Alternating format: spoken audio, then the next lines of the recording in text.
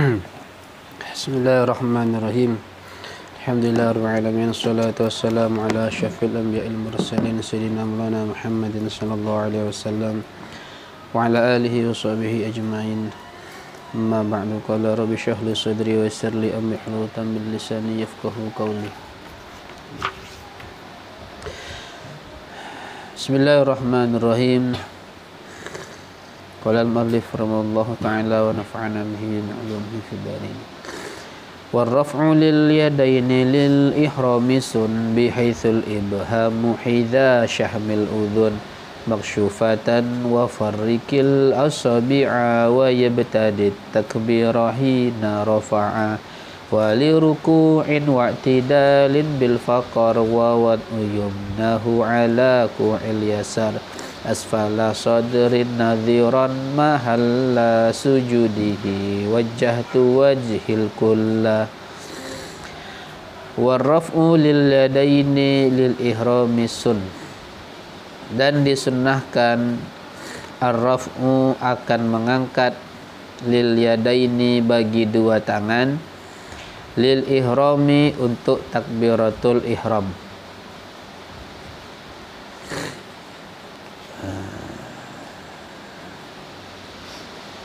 Disunnahkan ketika takbiratul ihram mengangkat kedua tangan.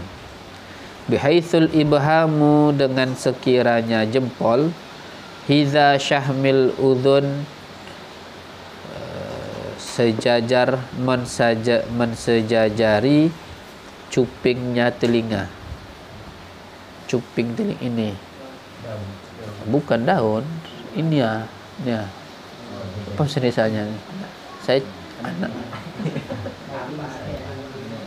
Biasanya kalau kami dulu cuping, tidak tahu bahasa Indonesianya apa nih. Ini yang orang untuk nindik biasanya itu. Itu apa bahasa Indonesianya? Sekampungnya apa? Tak tahu juga ya. Cuping telinga. Maksyufatan, dalam keadaan dibuka tangannya. Wa farrikil asabi'a, dan pisahkanlah olehmu akan jari-jari, dan pisahkanlah olehmu akan jari-jari.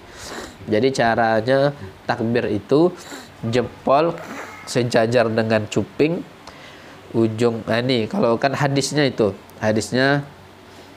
annahu sallallahu alaihi wasallam kana idza iftataha shalah yarfa'u yadayhi hadwa mankibaihi. Nabi ketika dia memulai solat mengangkat tangan sejajar dengan dua pundak. Dijelaskan oleh Imam An-Nawawi di kitab Syarah Muslim, maksudnya sejajar dengan pundak itu ujung jari sejajar dengan telinga bagian atas, jempol sejajar dengan cuping, dan ini kaf telapak tangan, rohah telapak tangan sejajar dengan pundak atau bahu. Jadi takbir itu agak apa tangannya. Jadi ini enggak mesti seperti ini ya. Jadi sejajar begini. Agak tunduk. Ini sejajar dengan atas, ini sejajar dengan ini. Allah gini. Allah komen. Kalau Imam An-Nawawi ya, kan ada banyak cara sebenarnya ya. Ada begini, ada begini. Ada yang macam-macam lah. Tapi kalau kita mazhab Syafi'i lebih mengunggulkan kaifiyah dengan cara begitu. Allah. Maksyuf, tangannya maksyuf. Maksyuf itu terbuka. Jangan begini. Jangan Allah ya, jadi terbuka. Terus wa farrikil asabi, jadi jarinya agak dikerenggangkan, jangan begini.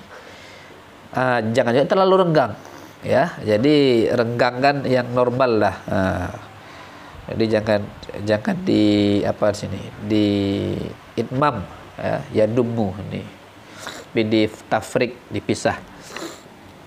Wajib tadi takbiro, dan memulai musalli akan takbir hina rafa'a, ketika mengangkat ia musalli.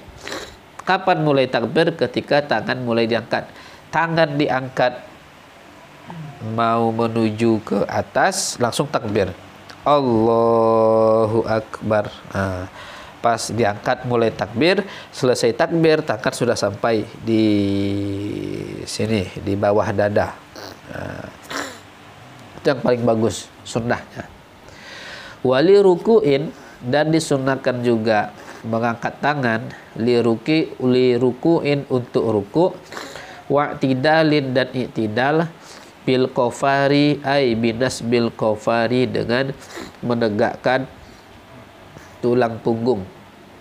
I'tidal itu menegakkan tulang punggung. Jadi selain ketika takbiratul ihram, sunnah juga mengangkat tangan ketika menuju ke ruku dan ketika i'tidal. Berarti ketika mau sujud disunahkan? Enggak, ya dari i'tidal sujud enggak perlu angkat tangan itu. Wa wad'u yumnahu, dan meletakkan tangan kanannya musalli ala ku'il yasar, atas pergelangan tangan kiri, asfala sadrin, di bawah dada, naziran mahalla sujudihi, hal keadaan melihat akan tempat sujudnya musalli. Wajjahtu wajhi al-kulla, membaca wajjahtu wajhiyah al-kulla, hingga seluruhnya. Nah, jadi caranya tangan kanan memegang pergelangan. Ini ada yang bilang begini, ada yang bilang gini, ada yang bilang gini. Ya, caranya. Penting pergelangan tangan dipegang, letak di bawah dada. Letak di bawah dada. Kenapa kok letak di bawah dada? Karena agar tangan ketika sholat berposisi di bawah anggota yang paling mulia. Yang paling mulia adalah al-qalbu, hati. Kata ulama ya. Begini sholatnya. Gimana kalau diirsal tangannya, dijuntaikan, tidak diginikan? Boleh. Asal nak main-main.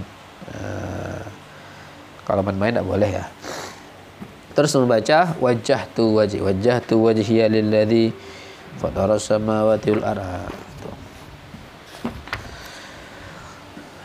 Wa kullu bisa wa kullan ya. Kitab kalian apa? Kullu ya. Pada kitab saya 2 harakat ya. Bisa kullu, bisa kulla. Wa kullu rak'atin ta'awudhun yusar wa ma'imamihi bi amina jahar wa suratun wal jahru aw sirrun uthir wa idda ajnabiyinil untha tusir wa kabbiran lisairin tiqali lakin ma'at tasmi'i lil li'tidali. Wa kullu rak'atin, dan setiap rakaat, ta'awuzun yusar, dibaca sir akan ta'awuz. Disunnahkan di setiap rakaat membaca ta'awuz dengan cara sir, dengan cara lirih, tidak dijaharkan. Wa ma imamihi, dan bersama imamnya musalli, bi amina jahar, membaca jahar dengan amin. Kalau dia berstatus menjadi makmum, maka disunnahkan membaca amin secara nyaring, secara jahar, karena bacaan Fatihah imamnya makmum. Wa suratun, dan disunnahkan membaca surat setelah Al-Fatihah. Kita disunnahkan membaca surah selain Al-Fatihah. Wal jahru aw sirrun uthir, dan jahar atau sir, membaca secara nyaring atau membaca secara lirih, uthir, dinukil. Artinya disunnahkan membaca jahar atau disunahkan membaca surat qiraah, baca Al-Fatihah dan surat itu secara jahar atau sir, tergantung dari nukilan dari sunnah. Seandainya sunnah mengatakan bahwa ketika sholat itu dibaca secara jahar, berarti baca secara jahar. Misalnya apa? Misalnya pada 2 rakaat awal dari sholat fardu. Misalnya sholat maghrib, bukan semua sholat fardu ya, subuh, maghrib, dan isya. Kalau di dalam sunnah dijelaskan bahwa 2 rakaat pertama dari 3 sholat ini disunahkan baca jahar. Berarti bagaimana? Ya udah, berarti disunahkan baca jahar. Nah, berbeda halnya kalau memang ada hadis atau sunnah yang mengatakan bacanya secara sir, seperti pada sholat zuhur atau asar, maka bacaannya juga dibaca secara sir. Wa inda ajnabiyin al-untha tusir. Dan ketika ada ajnabi, membaca sir oleh perempuan. Nah, perempuan kalau dia sholat isya atau maghrib, ketika ada laki-laki ajnabi, maka disunnahkan dia membaca dengan cara sir atau dengan cara lirih.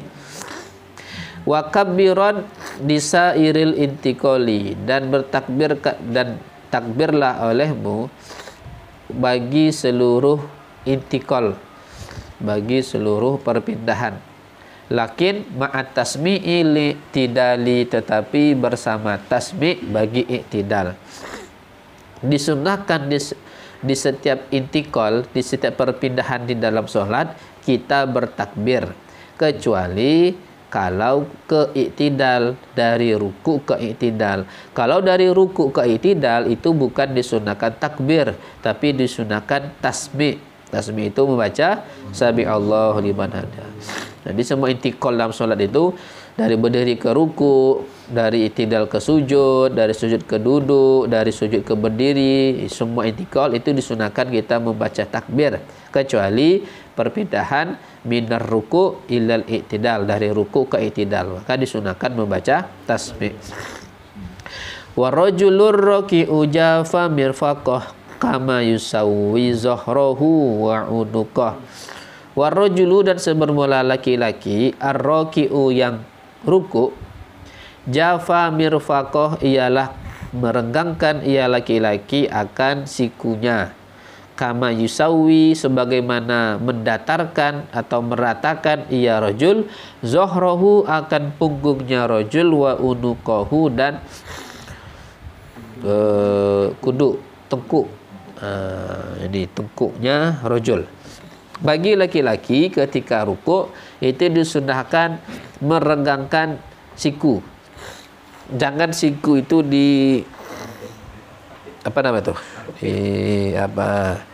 jadi dibuka.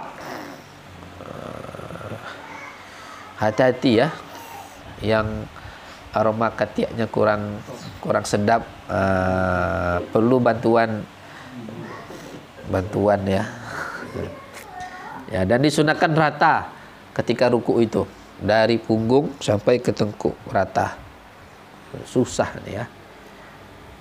Bagi orang gemuk bisa agak susah nih. Ya. Katakan kalau Nabi ruku itu kan datar seperti papan. Caranya mudah aja. Cara tahu bahwa ruku kalian itu lurus apa enggak, isi gelas penuh, full kali. Ruku letak di atas. Nah, kalau ada tumpah, berarti tidak lurus loh. Nah, biasanya bisa lurus tuh orang kurus. Jadi kan tidak ada dagingnya kan, jadi cuma tulang aja, jadi lurus. Paling gelombang dikit aja gerigi. Nah, tulang apa ya? Nah, kalau gemuk kan biasanya apa itu? Apa namanya gini, ngombang gitu. Ya.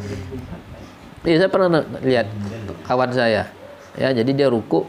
Kalau ruku itu kan agak apa? Agak ditarik itu, agak diapakan? Lurus. Dan beliau kurus. Ya, kalau orang gemuk belum pernah ya saya lihat dia, atau ada yang bisa saya lihat.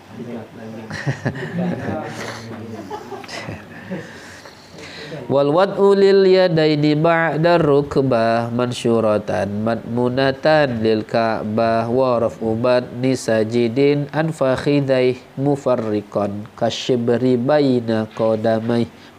Wal wad'u lil yadaini, dan meletakkan bagi dua tangan, ba'da rukbati setelah lutut, mansyuratan lagi dibuka, madmunatan lagi dikumpulkan, lil ka'bati ke Ka'bah, Ini tata cara sujud. Ya, tata cara perpindahan dari i'tidal ke sujud. Yang pertama meletakkan lutut, yang kedua meletakkan tangan.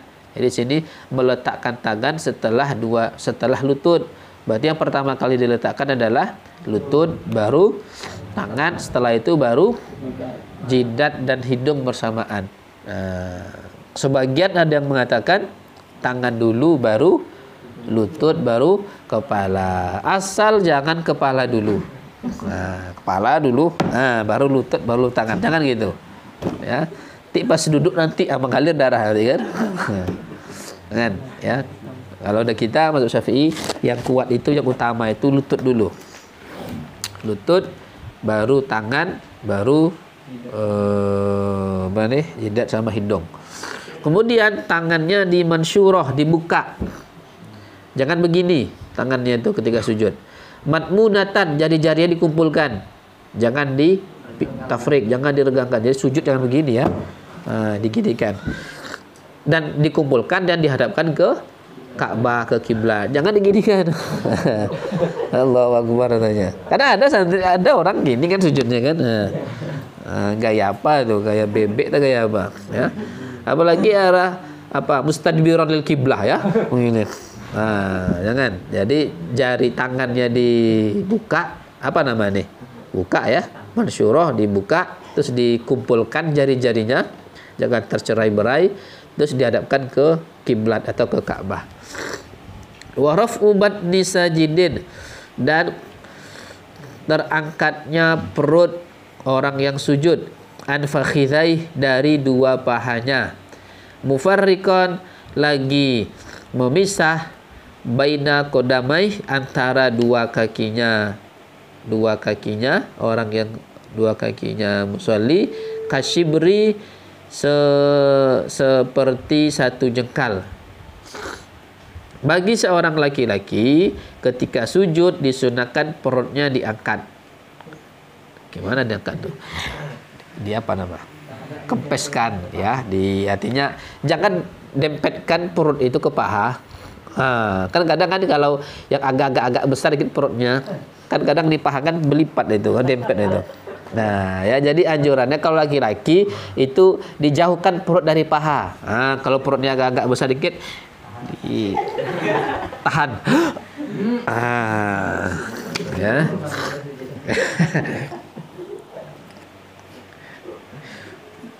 Payah kan? Payah ya. Payah ya. Biasanya kan saya tidak tahu juga ya, karena saya ya pernah gemuk, pernah dulu tuh SD ya. Kadang orang gemuk itu ya, nggak mesti orang gemuk sih, orang kurus ada juga yang perutnya besar. Itu kadang biasanya meskipun dia kalau bernapas itu pasal tuh, pas keluar menghembuskan kan kecil kan, dikecilkan pun kecil dikit, besar, kecil dikit, besar di perutnya. Jadi memang kadang sulit ya. Makanya ini sunnah, untung sunnah ya. Kalau wajib tuh gimana tuh? Ya, pakai apa? Ada kadang perempuan ada pakai apa namanya tuh? Kozui itu apa itu? Yang crack itu ada tuh. Mana? Itu. Saya mau dapat sunnah kan, perut saya besar pakai itu kan. Wah, besar. Ya jadi dijarakkan antara paha sama perutnya. Terus kakinya dijarakkan sekira-kira satu jengkal. Jangan dempet kaki itu. Kaki dan lutut ketika sujud sama. Jaraknya antara dua lutut itu sekira-kira satu jengkal. Kasyibri. Jadi jangan di lututnya jangan didempetkan atau kakinya jangan didempetkan. Ya, dijarakkan sekitar satu jengkal. Wajal satar rohati khaffifan. Wajal satar rohati khaffifan ha fi kulli raq'atin taqumu anha. Wajal satar rohati, dan akan duduk istirahat, khaffifan ha, ringankanlah olehmu akannya jalsah rohah. Ini apa nama kodinahu nih? Jalsahnya apa kedudukannya? Ini kalau salah saya awal jilid 2 nih. Kalau dia lama mutamimah. Apa? Apa tadi jadi? Istiwa apa tadi? Ya, jadi asal wa khaffif, fiilnya sama, fiil yang di kira-kira itu sama seperti fiil di depannya ya. Dan akan duduk istirahat, khafifanha, ringankanlah olehmu akannya duduk istirahat.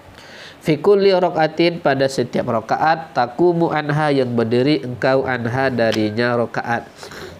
Disunahkan setiap rakaat duduk istirahat yang takhfif, yang khafif, yang ringan. Yang ringan. Ringannya apa? Seukuran duduk antara dua sujud. Jangan lebih. Kalau lebih lama daripada duduk antara dua sujud, bukan sunnah lagi dapat, tapi makruh. Nah, jadi tapi ada tumak ninahnya ya. Jangan duduk Allah langsung berdiri, jangan.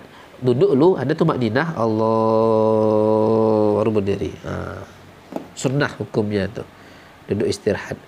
Saya enggak capek, Ustaz. Bukan masalah capek hendaknya ya. Ini sunnah Nabi seperti itu. Kita ikuti apa yang Nabi lakukan. Wasabbihin raka'ta au intasjudi wallahu alam bisawab. Subhanakallahumma bihamdika asyhadu an la ilaha illa anta astaghfiruka wa atubu ilaik. Assalamualaikum warahmatullahi wabarakatuh.